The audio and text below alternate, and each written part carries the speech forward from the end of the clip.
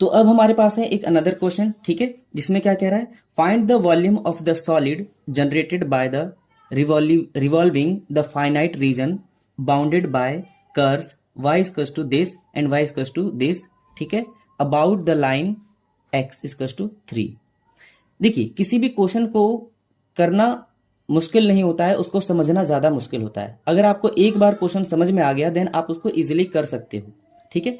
तो सबसे पहली बात तो यहाँ पर जो भी कर्व्स गिवन है, इन कर्व्स को पहचानना आपको आना चाहिए। जैसे मान लीजिए अब आपको वॉल्यूम का जो फॉर्मूला है वो 3-4 वॉल्यूम का फॉर्मूला है, अब आपको इसमें से कौन सा फॉर्मूला आपको यूज करना है वो समझना आना चाहिए। तो वो सारे फॉर्मूला जो है वो डिपेंड करते हैं कि किस टाइप का आपको कर्व प्रोवाइड किया गया है। जैसे कि हमारे पास y इक्वल्स टू ये और y इक्वल्स टू ये दे रखा है, तो ये साफ साफ इंडिकेट करता है कि इसके अंदर कोई भी इंडिपेंडेंट वेरिएबल मौजूद नहीं है। जब ये इंडिपेंडेंट वेरिएबल मौजूद नहीं है तो ये हमारे पास पैरामीट्रिक कर्व भी नहीं है। तो पैरामीट्रिक कर्व द्वारा जो भी वॉल्यूम जनरेट होता है उसको हम वैसे भी नेगलेक्ट कर देते हैं, हटा देते हैं। फिर उसके बाद हम बात करते हैं इसके अंदर कोई आर मौजूद नहीं है, जिसके लिए हम इसको पोलर कर्व के जैसा ट्रीट करें। तो पोलर कर्व के द्वारा जो जनरेटेड जो सॉलिड था उसका वॉल्यूम का फॉर्मूला जो था वो भी यहाँ पे नहीं लगेगा। तो अब जो लास्ट जो बच जाता है वो बच जाता है हमारे पास कार्टेशियन कर्व, ठीक है। और कार्टेशियन कर्व का जो हमारे पास वॉल्यूम का फॉर्मूला है अबाउट एक्स एक्सिस करते हैं तो हमारे पास क्या हो जाएगा, dx इंटीग्रेशन का साइन, और यहाँ पर हम क्या करते हैं पाई स्क्वायर, ठीक है, पाई स्क्वायर और a टू b हमारे पास इसका फॉर्मूला बन जाएगा, ठीक है, क्लियर। पाई स्क्वायर dx और लिमिट a टू b ये हमारे पास फार्मूला बन जाता है एक्स एक्सिस के अबाउट रिवॉल्व करने पर, ठीक है, कार्टेशियन कर्व को। तो इसी तरीके से हम क्या करते हैं, सबसे पहले ये जो भी कर्व गिवन है इसके द्वारा जो भी हमारे पास ग्राफ बनता है उसको पहले ड्रॉ कर लेते हैं। हम यहाँ पे लिखते हैं सॉल्यूशन, फिर गिवन में हमारे पास y equals to x square plus में 1 y इक्वल्स टू 5, ठीक है, about the x equals to 3। यहाँ पे हमें वॉल्यूम चाहिए तो वॉल्यूम के लिए question mark according to the question, यानी कि क्वेश्चन के अकॉर्डिंग। स्टेप फर्स्ट, हाँ, स्टेप फर्स्ट में हम क्या करते हैं, यहाँ पर हम ड्रॉ कर लेते हैं इसका डायग्राम। हमने ड्रॉ कर लिया, ये हमने कार्टेशियन प्लेन ड्रॉ कर लिया। अब देखिए y equals to x square plus में 1 हमने 11th क्लास में पढ़ा था पैराबोला के लिए जो हमारे पास जो जनरल कंडीशन थी वो हमारे पास क्या थी, वो हमारे पास y equals to 4ax square था।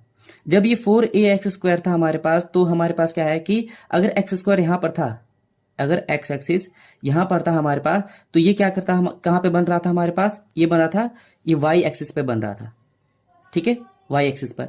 और साथ में हमारे पास वो ओरिजिन से पास होता था, यानी कि कुछ इस तरह। ये वाला जो हमारे पास जो पैराबोला है वो इसके लिए है।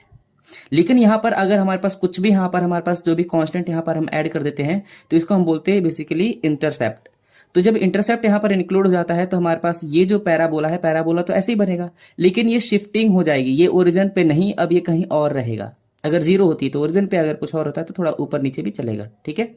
जैसे कि यहाँ पर इंटरसेप्ट के रूप में यहाँ पर हमें क्या मिल रहा है 1, तो हम क्या करेंगे, यहाँ पे जो पैराबोला बनाएंगे वो हम कुछ इस तरह बनाएंगे कि यहाँ पर जो वैल्यू है यहाँ से यहाँ तक वो 1 होगी, यानी कि इसका जो कोऑर्डिनेट होगा वो होगा हमारे पास x की वैल्यू यहाँ पर 0 और y की वैल्यू यहाँ पर 1, ठीक है।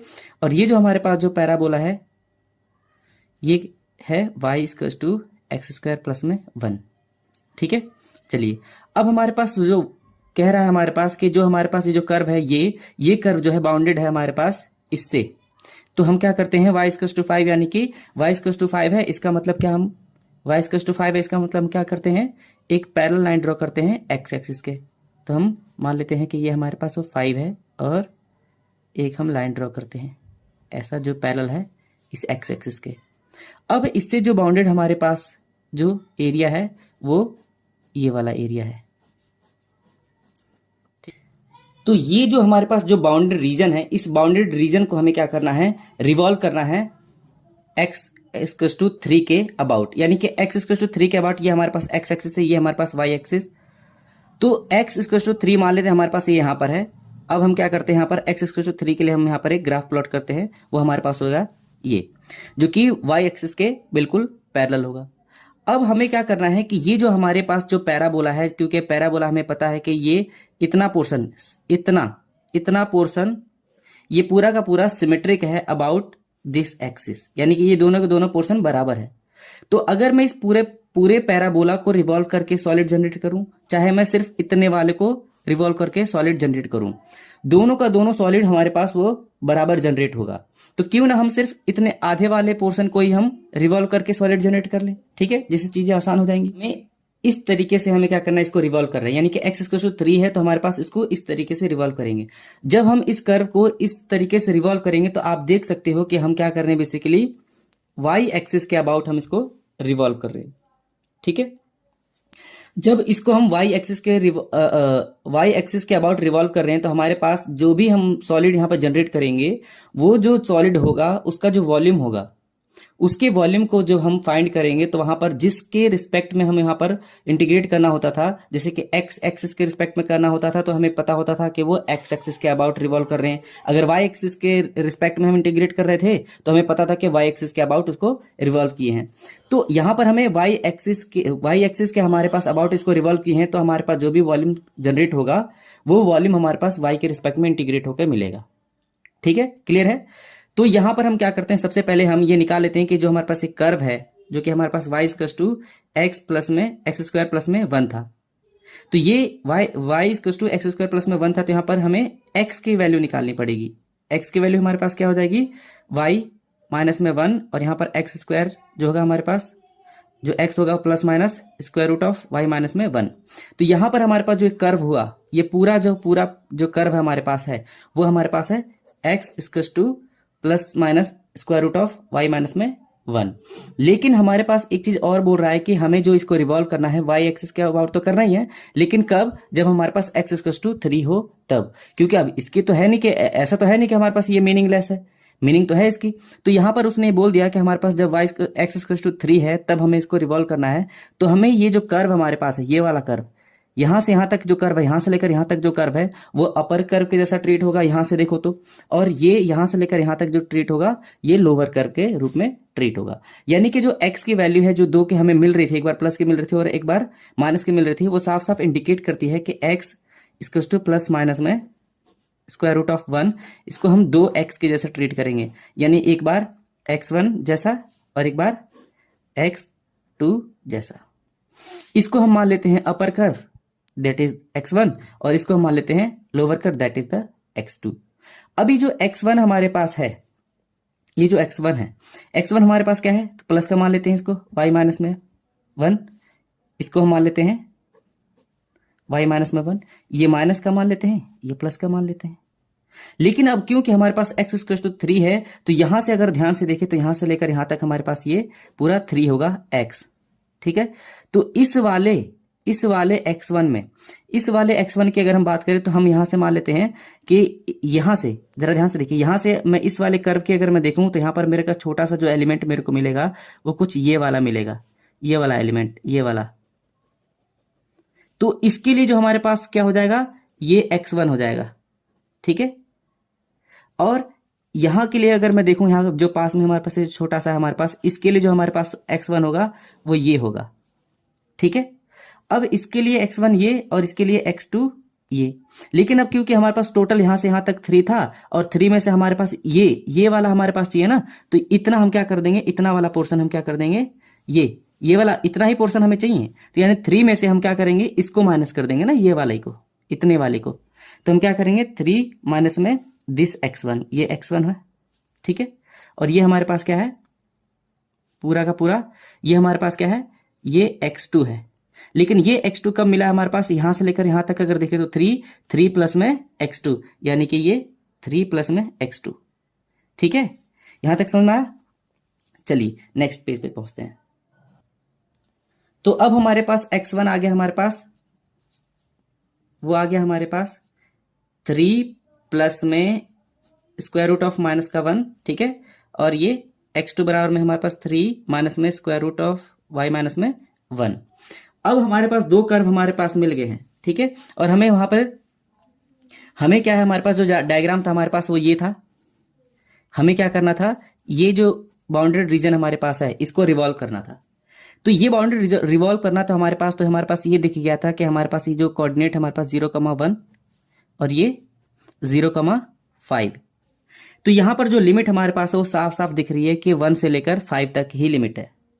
तो हमारे पास जो लिमिट है हमें तो पता चल गई कि a की वैल्यू हमारे पास 1 है और b की वैल्यू हमारे पास क्या है 5 है लिमिट। क्यों? क्योंकि हमें y एक्सिस के अबाउट इसको रिवॉल्व करना है। ठीक है, चलिए अब जरा ध्यान से देखिए हमें क्या है कि हमें तो सिर्फ इतना का है ना, इतने का, हमें सिर्फ इतने का ही, तो हमें इतने ही रीजन का तो हमें क्या करना है, रिवॉल्व करना है। इतने ही रीजन को हमें रिवॉल्व करना है, चाहे इतने को कर लो चाहे पूरे को कर लो। तो जब इसको हम रिवॉल्व करेंगे तो हमारे पास जरा ध्यान से देखिए हमें इसके बीच का यानी कि दो कर्व है हमारे पास, एक ये वाला कर्व है और एक ये वाला कर्व है। इस x=3 के आ जाने से हमारे पास ये कुछ इस तरीके से ट्रीट होगा कि ये हमारे पास क्या है, दो कर्व से जो बाउंडेड रीजन है उसको हम क्या करना है, रिवॉल्व करना है। यानी कि हमने वहां पे पढ़ा था ना, the solid generated by the area bounded by the two curves, यानी कि दो कर्व्स के द्वारा बाउंडेड रीजन को हम क्या करते हैं, रिवॉल्व करते हैं। तो हमारे पास जो सॉलिड हमारे पास जनरेट होता है उसके हमारे पास जो फॉर्मूला था वो कुछ इस तरीके से था, v integration of pi x1 का स्क्वायर माइनस में x2 का स्क्वायर। ठीक है, शायद ये वीडियो में कैप्चर नहीं हो रहा तो मैं थोड़ा सा इसको इधर कर देता हूं। ठीक है, यहां पर हमारे पास क्या था, dy, ये जब x एक्सिस के अबाउट y एक्सिस के अबाउट इसको रिवॉल्व कर रहे थे तो ये था, और जब इसको x एक्सिस के अबाउट इसको रिवॉल्व कर रहे थे तो क्या था हमारे पास a2b पाई, और हमारे पास क्या था ये y1 का स्क्वायर माइनस में y2 का स्क्वायर dy dx यहाँ पर होगा। ठीक है, तो ये हमारे पास वॉल्यूम का फॉर्मूला हो जाता है। तो यहां पर क्योंकि y एक्सिस के अबाउट रिवॉल्व हो रहा है तो हमारे पास क्या होगा, ये वाला फॉर्मूला यूज होगा। तो इसलिए हमारे पास जो वॉल्यूम का फॉर्मूला होगा हमारे पास वो क्या होगा, a2b और यहाँ पे पाई x1 का स्क्वायर माइनस में x2 का स्क्वायर और यहाँ पर dy। अब हमारे पास a की वैल्यू हमारे पास 1 है और b की वैल्यू हमारे पास क्या है, 5 है। ठीक है, तो अब हमारे पास यहाँ पे पाई x1 की वैल्यू हमारे पास क्या है, 3 प्लस y माइनस में 1। ठीक है, ये हमारे पास क्या हो गया, x1, ये हमारे पास x1 उसका स्क्वायर माइनस का, अब हम x2 यानी 3 माइनस में y माइनस में 1 का स्क्वायर। ठीक है, उसके बाद ये dy। अब हमें क्या करना है, सिंपली इन दोनों को हम क्या करना है, एक्सपेंड कर लेना है ताकि हमें इजीली इनका इंटीग्रेशन निकाल सकें। 1 2 5 और यहाँ पे पाई a प्लस बी का होल स्क्वायर, ये 9 a y माइनस में 1। ठीक है, प्लस में 6 y माइनस में 1। ठीक है, ब्रैकेट माइनस में यहाँ पर फिर से 9 प्लस में y माइनस में 1 माइनस में 6 square root of y minus में 1, और ये हमारे पास पूरा dy। उसके बाद हम क्या करते हैं, इसको सिंप्लीफाई करते हैं, 1 2 5 और ये 9 प्लस में y माइनस में 1 प्लस में 6 अंडर रूट में y माइनस में 1, ये माइनस का 9 माइनस का y प्लस का 1 प्लस का 6 square root of y minus में 1 पूरा ये dy। ठीक है, अब हम क्या करते हैं, पाई 1 2 5 और ये प्लस का 9 कैंसिल आउट, 9 माइनस के 9 से ये प्लस का y माइनस का y माइनस का 1 प्लस का 1, और ये हमारे पास बच जाएगा 6 प्लस प्लस का है ना 6 6 12 और ये स्क्वायर रूट ऑफ माइनस का 1 dy।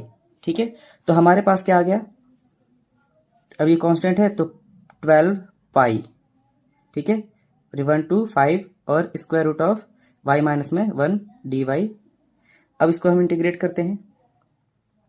ठीक है, उससे पहले इसको हम थोड़ा सा और सिंप्लीफाई कर लेते हैं, इसको y माइनस में 1 और उसके पावर 1/2 और यहाँ पर हम dy। ठीक है, चलिए नेक्स्ट पेज पे पहुँचते हैं। तो हमारे पास जो वॉल्यूम आया था 12 पाई इंटीग्रेशन का साइन 1 to 5 y माइनस में 1 की पावर 1/2 dy। अब हम क्या करते हैं, अब हम इसको क्या करते हैं, इंटीग्रेट करते हैं। 12 पाई इंटीग्रेशन हो गया अब इसका, तो क्या हो जाएगा y माइनस में 1 और इसमें 1 ऐड करेंगे तो 3/2 और हमारे पास नीचे 3/2 और लिमिट हमारे पास 1 to 5। ठीक है, इस अंदर वाले का डिफरेंशिएशन होता है जो कि 1 होगा, इसलिए मैंने यहाँ पर लिखा नहीं है। ठीक है, चलिए तो v इक्वल टू क्या हो जाएगा 12 पाई और ये 2 ऊपर चला जाएगा, 3 नीचे हो जाएगा और यहाँ पर हम जब लिमिट पुट करेंगे तो क्या हो जाएगा हमारे पास 5 माइनस में 1 यानी कि 5 माइनस 1 यानी 4 की पावर 3/2, ठीक है, माइनस 1 पुट करेंगे तो हमारे पास क्या हो जाएगा 0 की पावर कुछ भी करो हमारे पास क्या आएगा वो 0 आने वाला है। तो यहाँ पर हो जाएगा हमारे पास 3 4 जा 12, तो 4 2 जा 8 पाई, और यहाँ पर हमारे पास क्या हो जाएगा 4 की पावर 4 को हम कैसे लिख सकते हैं 2 की पावर 2 और उसकी पावर क्या 3/2, तो इससे एक कैंसिल आउट, तो हमारे पास क्या बच जाएगा 8 पाई इंटू में 2 की पावर 3 यानी कि 8, यहाँ पर क्या हो जाएगा 8 8 जा 64 और ये पाई, तो ये हमारे पास निकल कर आ गया डिजायर्ड वॉल्यूम। ठीक है, तो आई होप कि यहाँ तक आपको समझ में आया होगा।